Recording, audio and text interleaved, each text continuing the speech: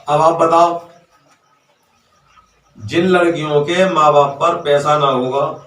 ان کی عمریں زیادہ ہونے لگیں گی، تو وہی لڑکی تو ایسے جالوں میں پھنسیں گی۔ جس لڑکی کی صحیح عمر میں اگر شادی ہو جائے گی، بغیر دہیج کا، بغیر لین دین کا جو سسٹم ہو جائے، بغیر برات کا سسٹم ہو جائے، 10-5 آدمی آ جائیں، لے کر گھر میں لے جا، لڑکی کے گھر والوں میں شربت، پانی، بیڑی، گٹکا، پان وغیرہ کچھ بھی نہیں ہے۔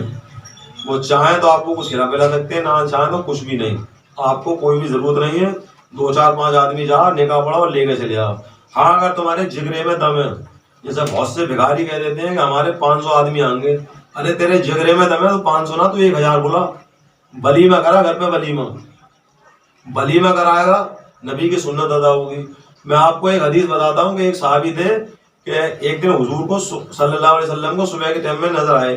ان کو حضور نے دیکھا ان کے دامن پہ پیلا نشان تھا، پوچھی کہ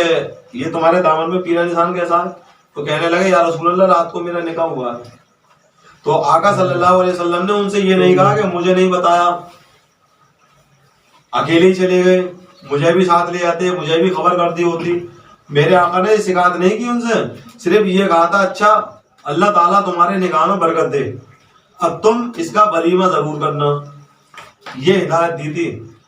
اس کا ولیمہ ضرور کرنا۔ تو قرآن میں حدیث میں جو بھی لفظ ملتے ہیں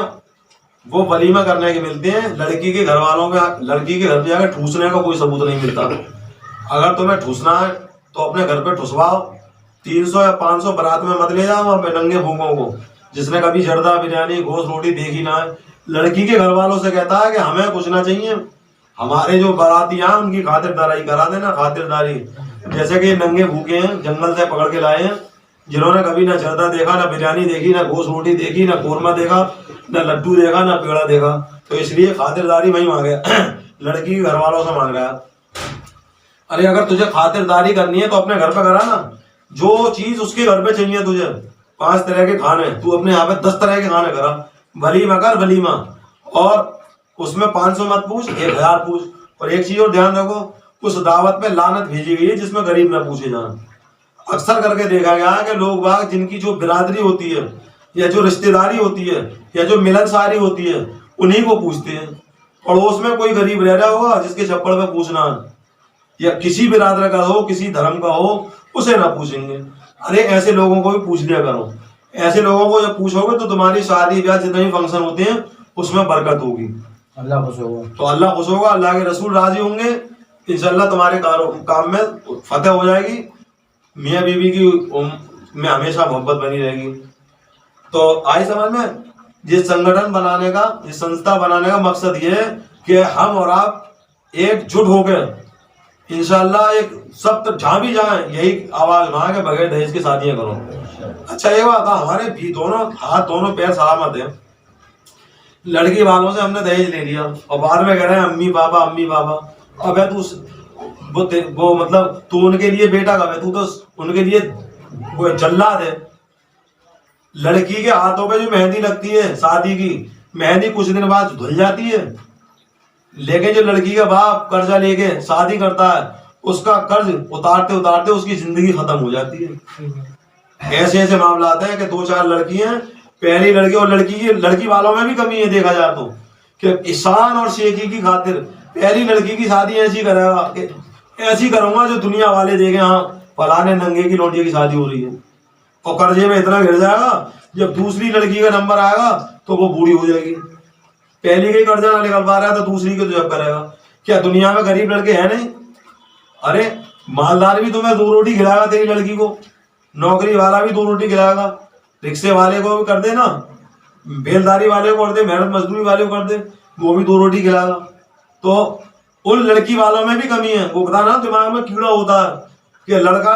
اور لڑکے کا گھر والا، لڑکے کا خاندان ایسا چاہیے ویسا چاہیے، ڈھونڈتے رہو اور اچھا اور اچھا اور اچھا، اور اچھے کے چکر میں اتنا اچھا ہو جاتا ہے کہ لڑکی 30 سال 35 سال 40 سال 45 سال کی آتی ہے،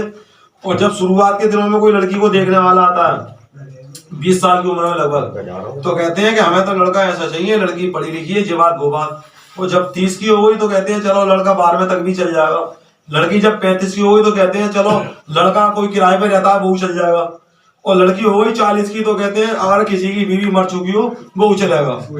اور لڑکی ہو گئی 45 کی تو کہتے ہیں اگر دوسری شادی کرنا چاہ رہا ہے وہ چلے گا.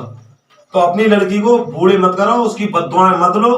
کیونکہ جس گھر میں لڑکی ہوتی ہے جوان شادی نہیں ہوتی ہے چاروں طرف عذاب آتا ہے, محلے پڑوس والوں پہ بھی آتا ہے, کیونکہ تم رنگ رنگی میں مست رہو گے,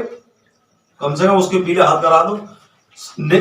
بہت سے لوگ ہم نے دیکھا صاحب وہ چندہ کریں کہ صاحب شادی ہوگی, کیا ہوگا کہ صاحب لڑکی کا نکاح ہوگا,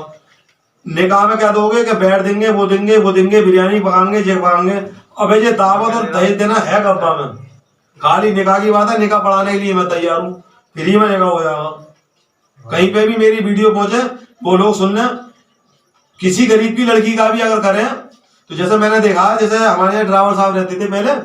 تو ان کی لڑکی کی شادی ہوئی کہ صاحب چندہ ہو رہا جگہ جگہ سے,